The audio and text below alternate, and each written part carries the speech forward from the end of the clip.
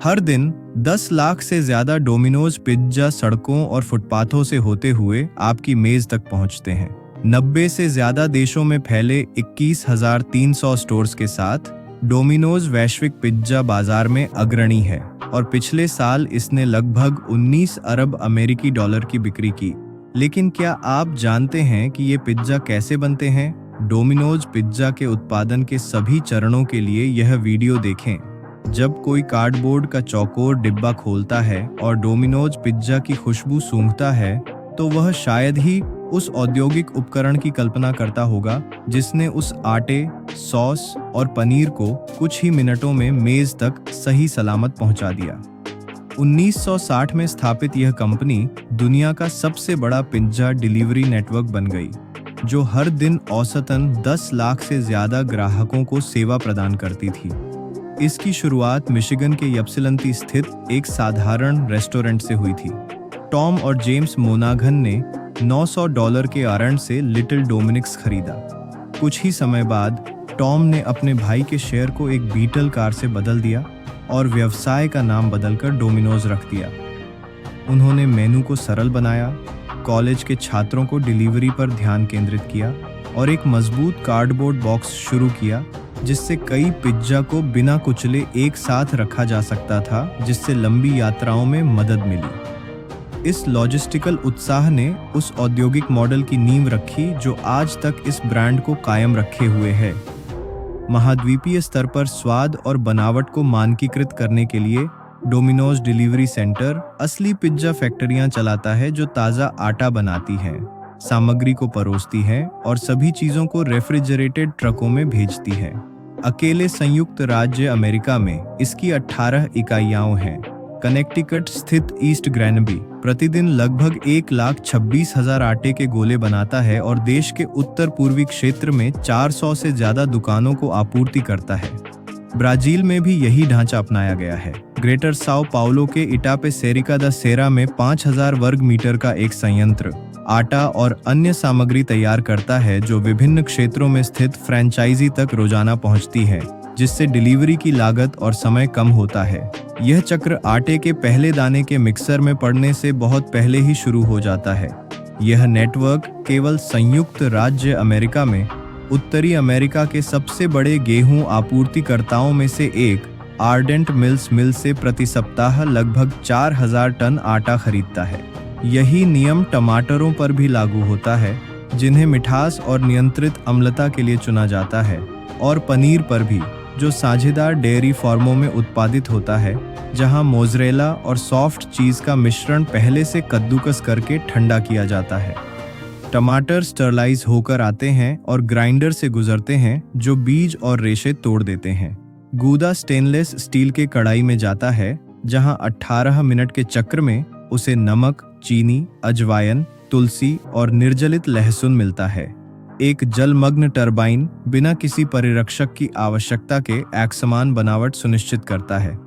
जैसे ही तापमान 88 degree Celsius पहुंचता है, सॉस को कार्डबोर्ड बॉक्स में बहु-परत प्लास्टिक बैग में डाल दिया जाता है। दूसरी ओर पनीर डेयरी फार्मों से आता है, जहां कम नमी वाला मोज़रेला बनाने के लिए आंशिक रूप से स्किम्ड दूध का इस्तेमाल किया जाता है, जो बिना जले पिघल जाता है। गुणवत्ता प्रमाण पत्रों की जांच के बाद टायर सील आटे को इंक्लाइनेबल ब्लेंडर्स तक पहुंचाते हैं। वहां आटा फिल्टर किया हुआ पानी, खमीर, सोया तेल, चीनी और नमक को एक निश्चित क्रम में मिलाया जाता है, जिसकी निगरानी तापमान और जलयोजन को नियंत्रित करने वाले सेंसर द्वारा की जाती है। प्रत्येक बैच 12 मिनट से भी कम समय में लगभग 400 किलो आटा तैयार करता है, जो मिश्रण को ज्यादा गर्म किए बिना ग्लूटेन विकसित करने के लिए पर्याप्त समय है। धातु के रोलर आटे को पट्टियों में विभाजित करते हैं, जो एक मोटाई अंश शोधक से होकर गुजरती हैं। एक वायवीय गिलोटिन एक जैसी पट्टियां काटता है, जबकि एक रोलिंग मशीन एक समान वक्रता की जांच करती है। ये गोले प्लास्टिक की ट्रे पर गिरते हैं, 28 डिग्री सेल्सियस पर 20 मिनट के लिए प्रारंभिक किण्वन सुरंगों में प्रवेश करते हैं और मात्रा और स्वाद प्राप्त करते हैं। सप्ताह में 3 बार 2 तापमान ट्रक इन ट्रे के साथ साथ पनीर के बैग, सॉस के बर्तन और कटी हुई मिर्च के डिब्बे भी इकट्ठा करते हैं। इनकी गणना एक ऐसे सॉफ्टवेयर द्वारा की जाती है जो ट्रैफिक, डिलीवरी विंडो और प्रत्येक स्टोर की खपत को ध्यान में रखता है। इंडियाना के मैरीविले जैसा एक केंद्र 5 राज्यों में 300 से ज्यादा फ्रेंचाइजी को प्रतिदिन 90,000 मास डिस्क वितरित करता है। दुकानों में यह प्रक्रिया जल्दी शुरू हो जाती है।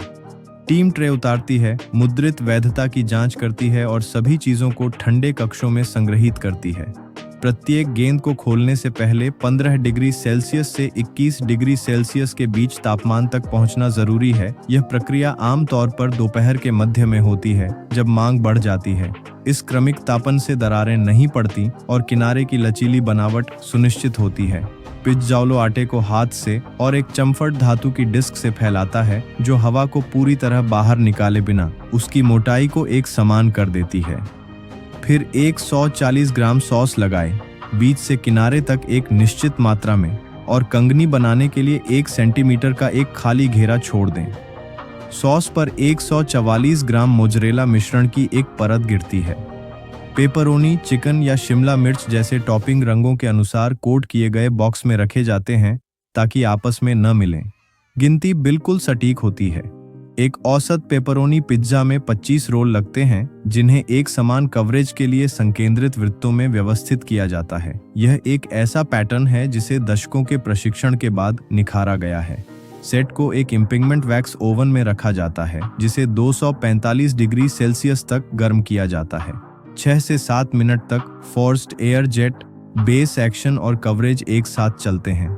ऑप्टिकल सेंसर क्रस्ट के रंग की जांच करते हैं और वैक्स की गति को वास्तविक समय में समायोजित करते हैं, जिससे वैक्स बिना सूखे सुनहरा बना रहता है।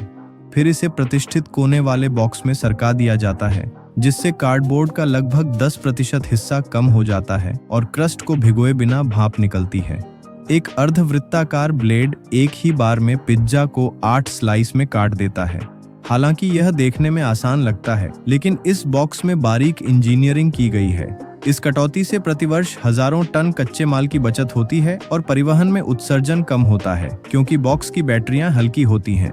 पतले होते प्लास्टिक बैग और कृत्रिम बुद्धिमत्ता द्वारा अनुकूलित मार्गों के साथ नेटवर्क पिज्जा के अंतिम स्वाद को बदले बिना पर्यावरणीय लक्ष्यों को प्राप्त करता है। ढक्कन बंद होने पर बॉक्स हीटवेव थर्मल बैग में चला जाता है, जो एक इंसुलेटिंग सामग्री से लेपित होता है, जो पिज्जा को 40 मिनट तक 60 डिग्री सेल्सियस से ऊपर रखता है। गुणवत्ता खोए बिना शहरी भीड़-भाड़ का सामना करने के लिए पर्याप्त समय। इस पूरे सर्किट का डिजिटल चेकलिस्ट द्वारा ऑडिट किया जाता है। कॉर्पोरेट रिपोर्ट बताती है कि 2024 में आपूर्ति श्रृंखला ने 5,90,000 से ज्यादा पूर्ण सेवा डिलीवरी पूरी की, जो प्रत्येक अमेरिकी स्टोर में हफ्ते में लगभग 2 बार पूरी डिलीवरी के बराबर है। यह एक ऐसा मॉडल है जो बड़े स्टॉक की बजाय आवृत्ति को प्राथमिकता देता है। मशीनीकरण के इस स्तर से नेटवर्क दुनिया भर में प्रतिदिन 10 लाख से ज्यादा पिज्जा भेजने में सक्षम है।